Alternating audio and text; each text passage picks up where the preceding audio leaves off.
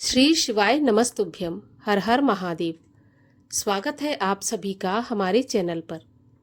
आज के इस वीडियो में हम आपको सुनाएंगे सावन मास के महात्म्य के 23वें अध्याय की कथा। इसके अलावा हमारे चैनल पर आप सभी प्रकार की व्रत कथाएं और महात्म्य सुन सकते हैं। इसके लिए अगर अभी तक आपने चैनल को सब्सक्राइब नहीं किया है, पहली बार चैनल पर आए हैं, तो चैनल को सब्सक्राइब अवश्य कर लीजिए। और अगर आज की ये कथा अच्छी लगे तो एक लाइक करके कमेंट में जय भोलेनाथ भी अवश्य लिखिए। तो चलिए अब हम शुरू करते हैं सावन मास के महात्म्य के 23वें अध्याय की कथा। भगवान सदाशिव सनत कुमार जी से बोले, सावन मास के कृष्ण पक्ष की अष्टमी के दिन वृष के चंद्रमा में आधी रात के समय इस योग के आने पर देवकी ने वसुदेव के पुत्र भगवान श्री कृष्ण चंद्र जी को जन्म दिया था। वैसे सिंह राशि के सूर्य आने पर महोत्सव हुआ करता है। पहले सप्तमी के दिन दातुन आदि करके अल्प भोजन करना चाहिए। रात को जितेंद्रिय होकर अर्थात पूर्ण रूप से ब्रह्मचर्य का पालन करके सो जाना चाहिए। प्रातःकाल उपवास का संकल्प करना चाहिए। केवल उपवास से कृष्ण जन्म अष्टमी का पवित्र दिन बिताना चाहिए। ऐसा करने से मनुष्य को 7 जन्मों के पापों से छुटकारा मिल जाता है। पापों से छुटकारा पाकर गणों सहित जो वास है उसे ही उपवास कहते हैं।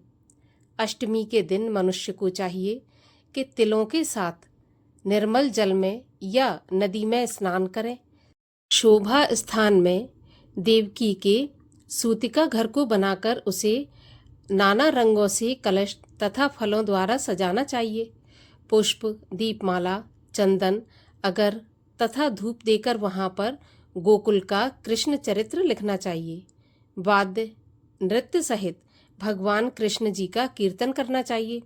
दीवार के ठीक बीच के भाग में षष्ठी देवी सहित भगवान कृष्णचंद्र जी महाराज की मूर्ति रखनी चाहिए। ये मूर्ति सोने, चांदी, तांबा, पीतल, मिट्टी, लकड़ी अथवा मणि की बनी हुई होनी चाहिए। उस पर सुंदर ढंग से रंग किया हुआ होना चाहिए। सर्व लक्षण युक्त वाली ऐसी प्रतिमा को शैया पर रखकर प्रसूता देवकी की भी मूर्ति रखनी चाहिए। सोती हुई शैया पर यशोदा का स्तनपान पीते हुए बाल कृष्ण को अंकित करना चाहिए। बाल कृष्ण के पास हाथ जोड़े खड़े हुए देवता, यक्ष, विद्याधर आदि को अंकित करना चाहिए। वहीं पर ढाल तलवारधारी वासुदेव को अंकित करना चाहिए। वासुदेव में कश्यप, देवकी में अदिति और बलदेव में शेषनाग की भावना करनी चाहिए। नंद, दक्ष प्रजापति, गर्ग, ब्रह्मा एवं अप्सराएं, गोपियां, गोप, देवता, कालनेमी, कंस, उसके भेजे हुए असुर, वृषासुर, धेनुकासुर, कुबलिया, पीडकेशी आदि शस्त्रधारी दानव तथा यमुना दाह में कालिया नाग भी अंकित करना चाहिए। जो कुछ भगवान श्री कृष्ण जी महाराज ने चरित्र किया है उसे सुनकर भक्ति के साथ भली प्रकार पूजा करनी चाहिए। सतत वेणु, बीड़ा, निनाद सहित गायन आदि से किन्नरों द्वारा स्तुति की जाती हुई तथा श्रृंगार, दर्पण, दूर्वा, दही, कलश धारण किए हुए किन्नरों से सेवित अपने निवास स्थान पर खूब प्रसन्न मुख पुत्र वाली व देवता देवकी कृष्ण के सहित वसुदेव के साथ वहीं चारपाई पर लेटी हुई होनी चाहिए। विधि ज्ञाता को सब पाप नाशार्थ आदि में प्रणव तथा अंत में नमः जोड़कर चतुर्थ्यंत युक्त अलग अलग नाम कीर्तन पूजा करनी चाहिए। देवकी, वसुदेव, बलदेव, नंद और यशोदा की अलग अलग पूजा करना चाहिए। चंद्रोदय हो जाने पर भगवान हरि को याद करके चंद्रमा को अर्घ्य देकर कहना चाहिए, हे क्षीरोदार्णव संभूत अत्रि गोत्र समुद्भव, आपको नमस्कार है। हे रोहिणी कांत, आप मेरे अर्घ्य को स्वीकार करें।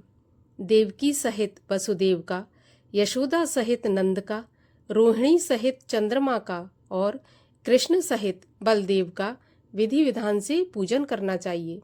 ऐसा करने से मनुष्य को सभी वस्तुओं की प्राप्ति हो जाती है।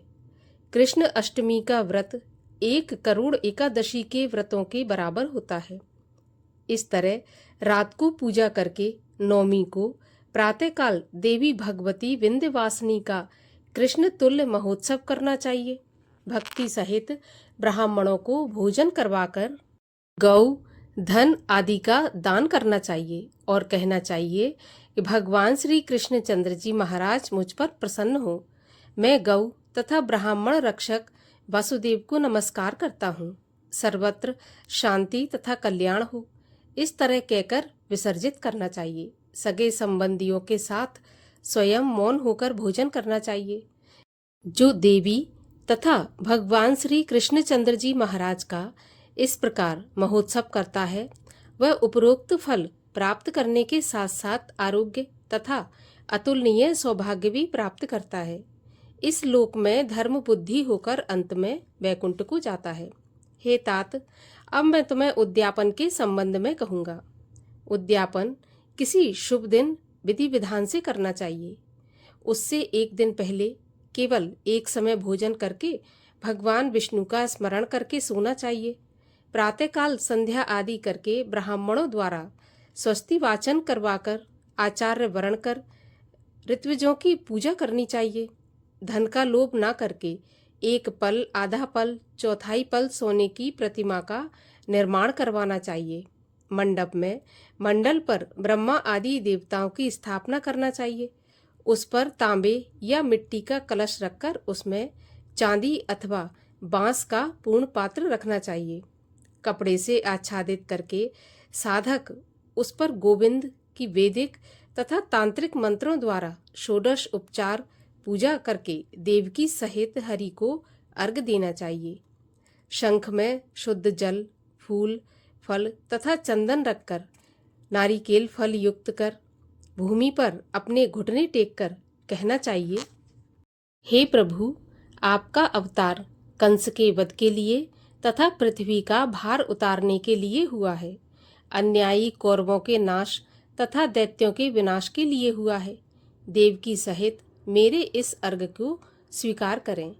विधि के अनुसार साधक को चंद्रमा के लिए अर्घ देना चाहिए।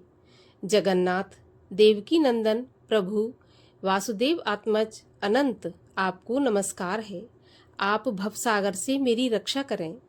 इस प्रकार देवेश से प्रार्थना करके रात्रि जागरण करके अगले दिन प्रातःकाल जनार्दन की पूजा करके भक्ति सहित मूल मंत्र द्वारा पायस, तिल तथा शुद्ध घी से 108 बार होम करके पुरुष सूक्त से हवन करना चाहिए।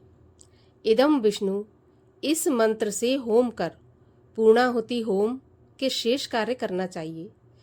आचार्यों का भूषण आदि द्वारा पूजन करना चाहिए। व्रत की समाप्ति के लिए 1 कपिला गौ दान में देना चाहिए। पयस्विनी, सुशीला, सवत्सा, सगुणा, स्वर्णशृंगी, रौप्यखुरा, कांस्यदोहिनी, युवा, मोती की पूंछ, तांबे की पीठ, गले में सोने की घंटी एवं वस्त्र द्वारा आच्छादित तथा दक्षिणा सहित गौ को दान करने से व्रत पूर्ण हो जाता है। ऋत्विजों को वर्ण क्रम की श्रेष्ठता से दक्षिणा देना चाहिए। 8 ब्राह्मणों को भोजन करवाकर एकाग्र मन से दक्षिणा तथा जल से भरे 8 घड़े दान करना चाहिए। फिर ब्राह्मणों से आज्ञा लेकर सगे संबंधियों के साथ मिलकर स्वयं भोजन करना चाहिए। हे तात, इस प्रकार व्रत का उद्यापन कर्म करें तो मनुष्य उसी काल पाप से रहित हो जाता है। वह पुत्र, पौत्र, धन धान्य से परिपूर्ण हो इस संसार में बहुत काल तक सुख भोग कर अंत में वैकुंठ को जाता है। इस प्रकार 23वें अध्याय की कथा का समापन होता है। आज की कथा आपको कैसी लगी कमेंट बॉक्स में लिखकर अवश्य बताइए, और अच्छी लगी हो तो लाइक करके चैनल को भी सब्सक्राइब करके बेल आइकन पर क्लिक कर लीजिए।